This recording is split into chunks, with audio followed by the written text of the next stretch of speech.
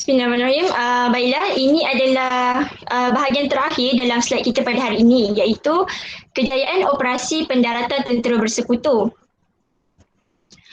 Okey, ini merupakan peta yang mana tentera bersekutu gunakan, iaitu salah satu cara mereka lah untuk tangani tentera Jerman, iaitu mereka menjalankan satu operasi yang dinamakan The Day. Okey, The Day ni dia merupakan satu istilah ketenteraan lah. Selain The Day, diorang juga gunakan istilah H-Hour. Okey, The Day dan H-Hour digunakan untuk hari dan jam di mana serangan atau operasi dilancarkan. Okey, The Day dan H-Hour adalah untuk menetapkan hari dan jam operasi apabila hari dan jam belum lagi ditentukan.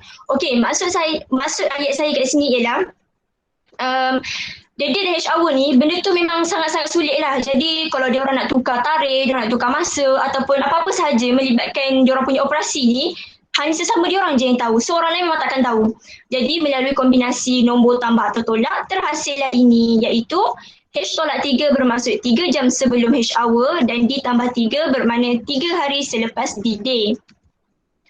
Okey, seterusnya tentera bersekutu dia membahagi kepada 5 pasukan, iaitu diorang turun dari Britain dan mendarat di Pantai Utah, Pantai Omaha, Pantai Gough, Pantai Juno dan Pantai Sword. Okey, tentera Amerika Syarikat ni dia ada sebab tahu kenapa dia mendarat dekat Pantai Utah dengan Pantai Omaha. Okey, dekat Pantai Utah ada pelabuhan. So kalau ada pelabuhan maksudnya ada laut kan? Kalau kan operasi The Day ni adalah penyerbuan melalui laut terbesar dalam sejarah. Jadi pelabuhan tu boleh digunakan sebagai salah satu diorang punya kemudahan lah. Kalau untuk sebagai diorang punya tempat penginapan ataupun sebagai tempat penyimpanan senjata dan kubu pertahanan pun kemungkinan boleh terjadi. Manakala Pantai Omaha pula adalah untuk menghubungkan pendaratan Inggeris ke timur dan pendaratan Amerika ke barat. Okey, saya akan terangkan dengan lebih terperinci lah berkaitan dengan operasi The Day. Okey, operasi The Day ni sebenarnya kalau kita tak dalam buku teks, dia berlaku pada 6 Jun 1964. Sebenarnya operasi The Day ni diorang nak buat pada 5 Jun. Tapi disebabkan oleh ombak dan cuaca yang buruk, jadi diorang terpaksa lanjutkan. Sebabkan diorang akan mendarat di pesisir pantai. Jadi kalau diorang still juga buat benda tu akan merisikokan diorang lah. Jadi operasi tu kemungkinan memang tak akan boleh jadi pun. Okey, dalam masa yang sama, operasi The Day ni adalah untuk mengelirukan tentera Jerman. Diorang buat macam mana? Okey, diorang menggunakan sistem double cross. Itulah yang dimaksudkan dengan anak panah saya ini. Okey, sistem double cross tu apa? Okey, berdasarkan peta saya yang sebelum ni, perasan tak? Tentera Jerman dia dekat Calais. Manakala tentera bersekutu dia mendarat di Normandy. Tak logik lah kalau macam tentera Jerman ni tak ada pun diorang punya tentera dekat tempat-tempat yang diorang jajah, sedangkan Perancis ni dah ditawan oleh diorang. Okey, sebenarnya tentera Jerman ni diorang dah hantar pengintip tahu ataupun tikus-tikus diorang untuk mengintip British. Tapi tikus-tikus tu dah kena tangkap. Jadi bila dah kena tangkap, diorang kena jadi penghantar maklumat palsu lah kepada tentera Jerman. Jadi melalui penghantar maklumat yang palsu itulah tentera Jerman dia duduk dekat Calais ni, bukan dekat Normandy. Jadi operasi The Day tu berjalan dengan lancar lah. Sebab tentera Jerman dia tak bagi pertahanan kuat pun dekat Normandy. Okey, seterusnya adalah berkaitan dengan kemasukan tentera bersekutu. Okey, ini adalah Calais, manakala ini adalah Normandy.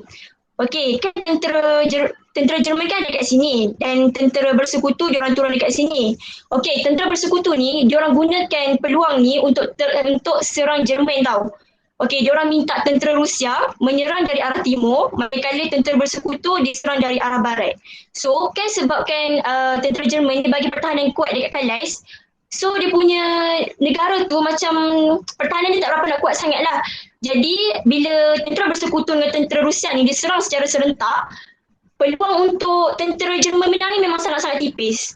So disebabkan oleh kesalahan tentera Jerman ni, benda tu memudaratkanlah negara dia dan juga termasuklah kepada dia juga.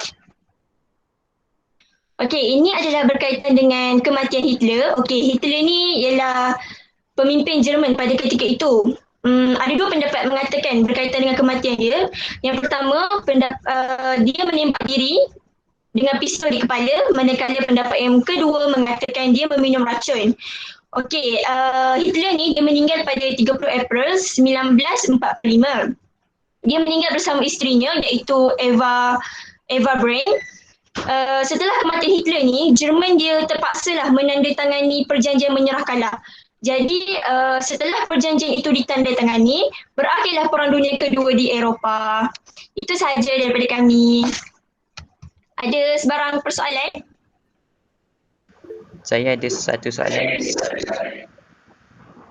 Ada? Ya. Bagaimana tentera Jerman dapat menarik minat Jepun untuk menyertai kuasa paksi? Oh, dia macam ni. Pemerintah Jepun pada ketika itu iaitu Mikado Meiji, dia nak pemulihan tau dengan untuk bangunkanlah negara dia setelah Perang Dunia Pertama. Jadi dalam masa yang sama, dia juga nak luaskan kuasa dia. Okey, waktu tu kan dia nampak Jerman nak bangkit. So waktu tu dia tahulah itu kesempatan yang sangat baik dan sangat baguslah untuk dia luaskan kuasa dan dalam masa yang sama negara dia juga boleh bangun. Lagi satu, tentera Jepun ni dia merupakan kuasa tentera lah dalam Perang Dunia Kedua. Jadi tentera Jepun ni memang dia memainkan peranan yang sangat penting dalam Perang Dunia Kedua. Itu saja. Okey, terima kasih. Lagi? Tumpah tanya. Boleh tanya? Ya. Apa yang menyebabkan betul yakin yang tentera itu akan mendarat di Calais? Oh kan seperti yang telah saya sebutkan tadi, kan tikus-tikus Jerman tu kan dia dah bagi tahu yang apa tu tikus-tikus tu kan dah bagi maklumat dekat Jerman sedangkan maklumat tu palsu. So benda tu macam Jerman memang betul-betul yakin lah sebab tikus-tikus tu kan dia orang yang hantar. So dia macam okey betul lah ni tentera bersekutu nak turun dekat sini. Lagi satu, tentera bersekutu ni dia orang gugurkan beribu-ribu besi aluminium dan payung terjun di pesisir pantai Calais.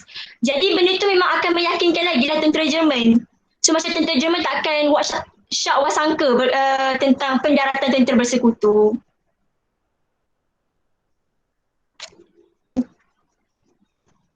Lagi?